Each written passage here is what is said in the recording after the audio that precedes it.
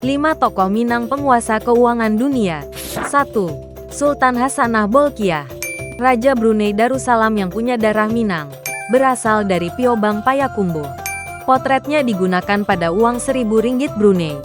2. Tuanku Abdul Rahman Tuanku Muhammad, yang di Pertuan Agong pertama Malaysia, berasal dari negeri Sembilan, turunan Pagaruyung.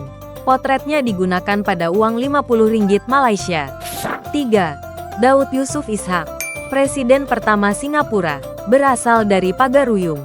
Potretnya digunakan pada uang 50 dolar Singapura. 4. Muhammad Hatta, Wakil Presiden pertama Indonesia, berasal dari Fort de Kock Bukit Tinggi. Potretnya digunakan pada uang 100.000 rupiah. 5. Tuanku Imam Bonjol, tokoh perang Paderi, berasal dari Pasaman. Potretnya pernah digunakan pada uang 5.000 rupiah. Berikutnya bahas apa lagi ya?